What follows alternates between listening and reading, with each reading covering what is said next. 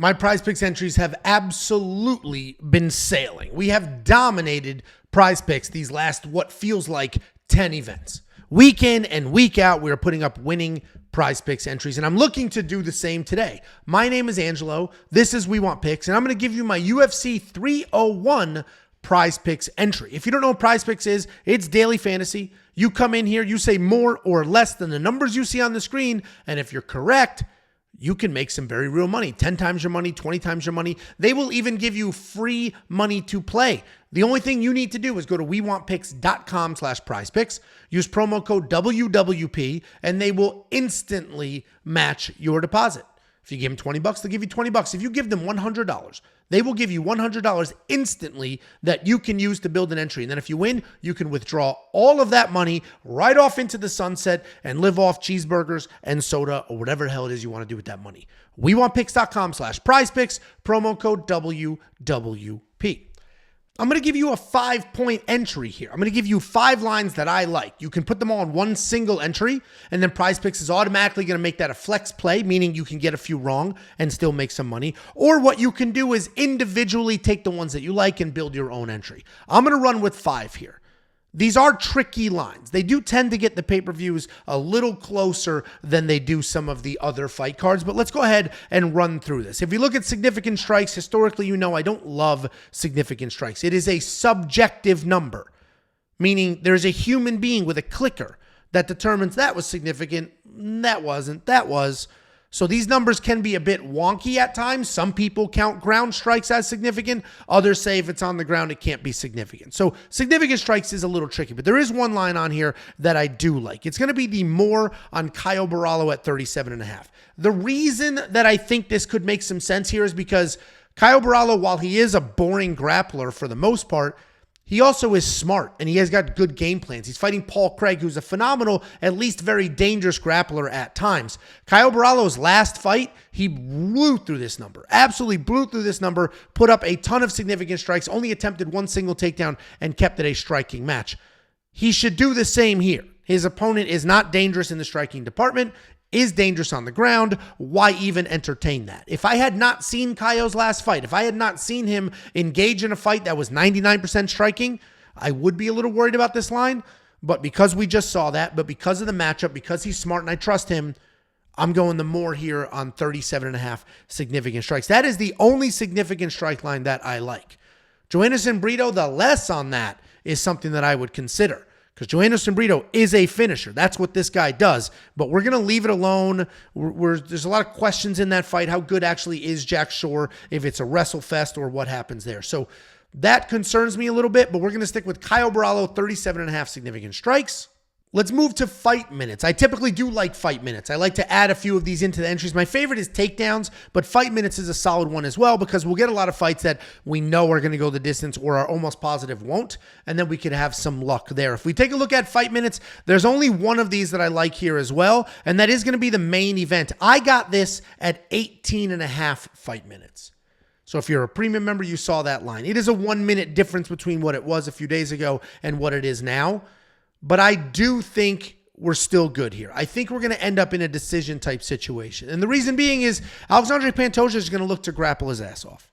And Steve Erceg is probably also going to look to grapple his ass off. Yes, he just knocked out Matt Schnell, but that's not who he is as a fighter. Steve Erceg is a grappler that is willing to exchange in a firefight. I don't think Pantoja is going to give him that firefight, and I think we end up in a grappling match. Pantoja has proven to be insanely tough and proven to be able to grit out some wins. So win or lose, I think this fight gets to the 5th round. And that's basically what we need here. We don't even quite need that, but I do think we get to the 5th round and we should be good there. If we take a look at fantasy score, I don't like any of these. If you don't know what this is, PrizePicks has their own scoring. So they have their own fantasy scoring in their fantasy system. Significant strikes are 0.6 points. Takedowns are pretty high at 6 points. They have takedown defense at 3 points. That is always a sleeper line there. If you have a matchup with somebody that you know is going to shoot 1 million takedowns, but their opponent's going to defend a whole bunch of them, you could get a lot of sneaky good points out of that person. And then obviously you're going to get bonus points for how fights are won. We're not going to do the fantasy points here. There's none of these that I like. Typically what I do when I'm betting the fantasy points is I will find a line that's way too high. Let's say I was positive Jean Silva loses. I do think he loses this fight, but let's say I was positive. Then I would do the less. This guy's not going to win this fight. He's going to get nowhere near these points. But while I do think he loses, there's other lines that I think are better to throw into our entry here. Let's move over to takedowns. The last 3 legs of this entry are going to be takedown related. We have Mektek, which is actually Motobek, Orobai at 3.5. 3.5 is a very high line. It's a very high line. But I think we're good. I think we're good. He just took down Uros Medik 7 times in a fight that went nowhere near a decision. So I think we're good with getting 4 takedowns out of him. Elves Brenner is an absolute dog. And that's what you want when you're looking at a takedown line like this, because Mektek Orobai, I keep saying Mektek, I know it's Motobek. Motobek Orobai will get the takedowns and Elves will grunt it out. Elves will stand up. Elves will continue to fight and not just get taken down and give up and quit or be submitted very quickly. I think we get 4 takedowns out of Motobek. If we take a look at Ismael Lucindo, I hate the even numbers. I would have preferred this was 1.5, obviously, but it's not. It's 2. But I think we're good here. This is what she does. She comes forward. She's a grappler. She's going to rip you to the ground, and she's going to fight you there. She's fighting Karolina Kowalkiewicz. Karolina's a great striker. No reason to engage in the striking. Karolina's actually pretty durable as well. So I think we have multiple rounds of multiple takedowns. If we only need 1 takedown per round, then that gets us 3 takedowns there. We're going to need 3 takedowns here. 2 is a push on this line, but I think we'll be good. I like Eisman to get those takedowns. And here we go. While I am filming, you're good. You're good. While I am filming, the line for Alexandre Pantoja dropped again to 18.5. So if we take a look at Alexandre Pantoja, I added him at 19.5 fight minutes. It dropped live during this film to 18.5 fight minutes. So we're good, whether it's 18 or 19, depending on when you're watching this. And the last one is Drakkar Klose. I'm going to go the more on his takedown line as well. Pantoja's back. Guys, Pantoja is back to 19.5 fight minutes. I have never seen it adjust this often live. I've seen it happen, but not this often. So it's back to 19.5 fight minutes. You know how I feel about it either way.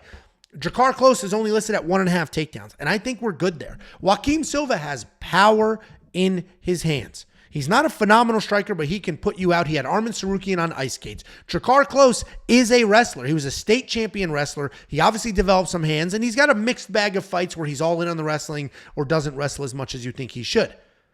But I think he absolutely will wrestle here. I think he might feel a little bit of that power and say, let me get some takedowns.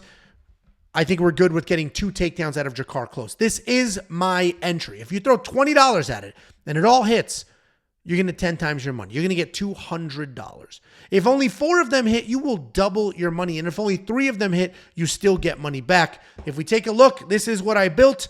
You will see the 18.5 fight minutes on Pantoja. I have no clue what that's going to be for you.